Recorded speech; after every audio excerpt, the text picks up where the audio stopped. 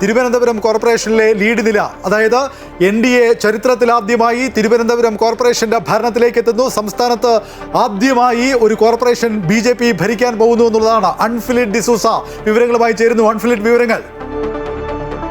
തീർച്ചയായും NDAക്ക് കേവല ഭൂരിപക്ഷത്തിന് അരികിൽ എത്തി നിൽക്കുകയാണ്. 45 ഇനി വെറും 6 വാർഡുകൾ കൂടി ജയിച്ചു കഴിഞ്ഞാൽ, അല്ലെങ്കിൽ 6 വാർഡുകളുടെ കൂടി ലീഡ് നില അറിഞ്ഞു കഴിഞ്ഞാൽ വ്യക്തമായി കഴിഞ്ഞിരിക്കുന്നു NDAക്ക് പിന്നോട്ട് നോക്കേണ്ടി വരുന്നില്ല. അതായത് എല്ലാ അർത്ഥത്തിലും NDA വിജയിച്ചിരിക്കുകയാണ്. തിരുവനന്തപുരം കോർപ്പറേഷനാണ്. അവർ ഇത്രയും വർഷം എന്താണോ ആഗ്രഹിച്ചത്, അല്ലെങ്കിൽ ഇത്രയും വർഷം അവർ എന്താണോ ചെയ്തത്, അതൊക്കെ തന്നെയും അവർക്ക് ഫലവത്തായിരിക്കുന്നു. ഈ കൃത്യമായ കണക്കുകൂട്ടൽ, അതായത് കേന്ദ്ര നേതൃത്വം ഉൾപ്പെടെ കൃത്യമായ കണക്കുകൂട്ടലിന്റെ അടിസ്ഥാനത്തിൽ തന്നെയാണ് രാജീവ് ചന്ദ്രശേഖർക്ക് അധ്യക്ഷ സ്ഥാനം അദ്ദേഹത്തെ ഏൽപ്പിക്കുന്നു. നേതൃസ്ഥാനം രാജീവ് ചന്ദ്രശേഖർക്ക് നൽകുന്നു.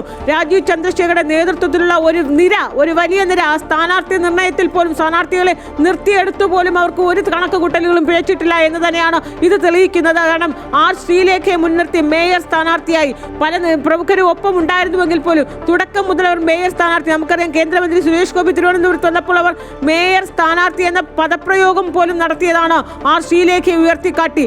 അതുകൊണ്ട് കൃത്യമായ കണക്കുകൂട്ടലുണ്ടായിരുന്നു. ശ്രീലേഖയെ കളത്തിലിറക്കി അവർ മേയർ എന്ന പദവി, അല്ലെങ്കിൽ മേയർ സ്ഥാനാർത്ഥി ഉയർത്തിക്കാട്ടി അവരുടെ കൃത്യമായ ആ കണക്കുകൂട്ടലൊക്കെ വിജയിച്ചിരിക്കുന്നു.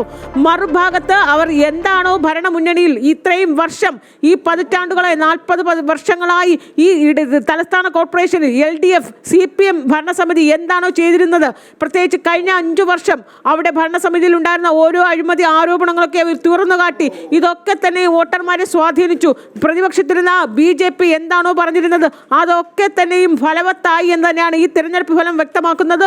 ഒപ്പം തന്നെയും ഈ LDFനെ സംബന്ധിച്ച് LDFന് ഒരിക്കൽ പോലും ഈ ഒരു ആഘാതത്തിൽ നിന്ന് കരകയറാൻ പറ്റുമെന്നൊരു പ്രതീക്ഷയില്ല. കാരണം ഇവിടെ നില മെച്ചപ്പെടുത്തിക്കൊണ്ടിരിക്കുന്ന കാഴ്ച വേണ്ടത് 5 സീറ്റുകളാണ്. അതായത് ആ മാന്ത്രിക സംഖ്യയിലേക്ക് എത്താൻ 6 സീറ്റുകൾ, 51 എന്ന് പറയുന്ന കേവല ഭൂരിപക്ഷം, ആ മാന്ത്രിക സംഖ്യയിലെത്താൻ NDAക്ക് വേണ്ടത് 6 സീറ്റുകളാണ്. ക്രമമായി തങ്ങളുടെ നില മെച്ചപ്പെടുത്തിക്കൊണ്ടിരിക്കുന്ന NDAക്ക് അത് സാധ്യമാകുമെന്നാണ് ഇപ്പോൾ വരുന്ന ആ സൂചനകൾ വ്യക്തമാക്കുന്നത്.